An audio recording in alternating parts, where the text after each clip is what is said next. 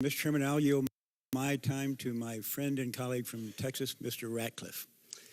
I thank my colleague for yielding. Agent Strzok, on May the 9th, 2017, President Trump fired FBI Director Jim Comey.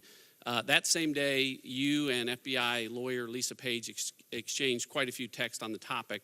At 8:14 p.m. on that day, you texted Ms. Page and said, quote, "And we need to open the case we've been waiting on now while Andy is acting," end quote.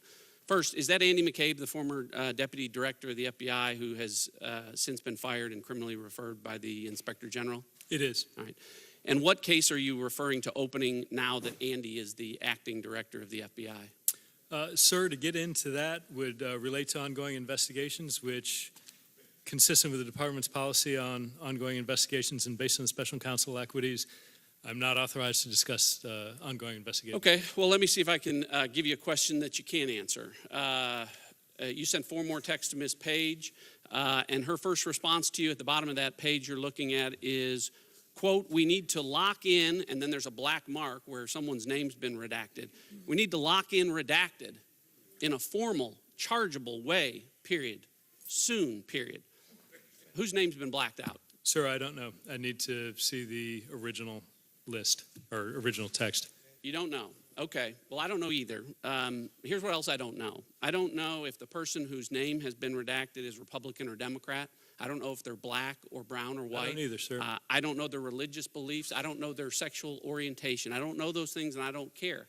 But here's what I do know. I do know that decisions about when and whether to open investigations and when and whether to charge people with crimes aren't supposed to depend on who's sitting in the director's chair or on political decisions or on the political agendas of FBI agents and lawyers. So if a Trump-hating FBI agent and a Trump-hating FBI lawyer who have talked about effing Trump, stopping Trump, impeaching Trump, are within hours of President Trump firing their boss, if they start talking about opening an investigation now that Andy is acting and that some person needs to be locked in a formal, chargeable way soon, I know as a former U.S. attorney that if in fact that's what happened, I know that whoever is the subject of that case that was opened now that Andy is acting, and whoever you and Ms. Page talked about needing to be locked in soon in a formal, chargeable way, well, they would have had their civil liberties violated. They would have been deprived of due process. So my first question to you, you wouldn't answer. My second question to you, you couldn't answer. Let's go for a third question. On page 400 of the Inspector General report, someone tells the Inspector General, quote, "There is a bright line, a bright and inviolable line between what you think personally and belief and the conduct of your official business." Who said that? I believe I did, sir. You did say that. And I heard you say similar things last week. I heard you say similar things today. You said it very clearly. You said it very unequivocally in your opening remarks that you never crossed that inviolable line in 26 years. Earlier today, in response to a question, you said, "I took my personal belief out of every official action." So you're asking us to believe that when you say things like F Trump and stop Trump and impeach Trump, that those are just personal beliefs, and that when you say those things, you never cross that line, that bright, inviolable line, and allow it to impact your official conduct. That's really what this comes down to, that you're asking us to believe, isn't it? Sir, I'm asking you to believe, and I'm offering you evidence. Yeah, well, you whether have. It's the IG report, whether made it's it crystal anything that's clear. been found, that there's been no active bias found anywhere. You have under oath been as clear as a bell on that. You've said it over and over again. And because of that, I'm almost embarrassed to ask you this question. Of the approximately 50,000 text messages that I've seen with your personal beliefs like F Trump, stop Trump, impeach Trump, go ahead and confirm on the record that none of that occurred on an official FBI device or on official FBI time. Go ahead and do that.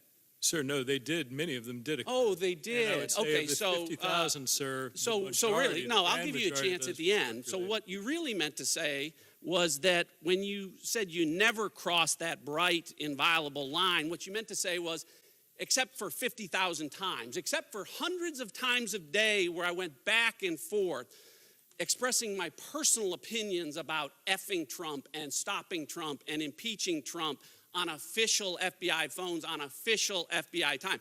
Other than that, you never cross that line.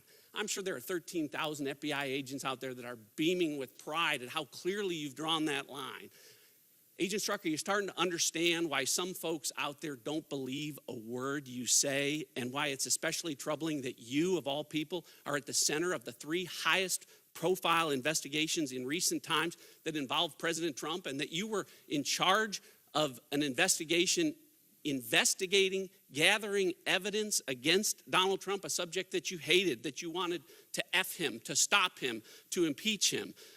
And do you see why that might call into question everything you've touched on all of those investigations? Chairman, I'm done with this witness, and I yield back. Mr. Chairman, if I can respond. Briefly. Sir, well, there are several questions, and I will answer them all briefly. There were several statements. I only heard one question. Fair enough. First, I understand why people might think that, particularly based on the misrepresentations of extreme folks in the media, conspiracy theorists, folks in this body and elsewhere. And that's why I'm glad to be here today publicly, why I'm glad to hear that people are calling for the release of my private interview so that people can judge for themselves who I am, what I said, and the facts, and not something that's being spun or misrepresented in some 10 o'clock talk show or other place. So absolutely, I can understand that, and I'm glad that the facts are coming out. Second, sir, to your earlier point about, I never, and I am unaware of any case being open that represented some violation of civil liberties or a removal of due process rights. I have never done any activity, opened any case with regard to that. And when you look in the context of what had occurred, sir, during the time that Director Comey had been fired, where the president said initially that that had occurred because of a memorandum written by the Deputy Attorney General looking at his conduct in the Clinton investigation, and then days afterwards pivoting and telling Russian diplomats and Lester Holt that it was because of the Russia investigation and a huge burden had been taken off his shoulders.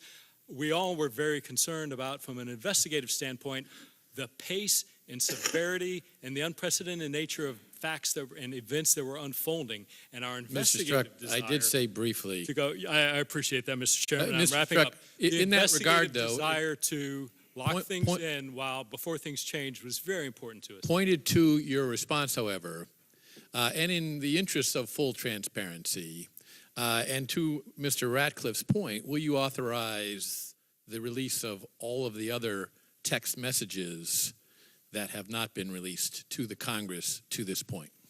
Sir, I would authorize the release of any work-related text messages that are out there. But the question is, what's work-related and what is not?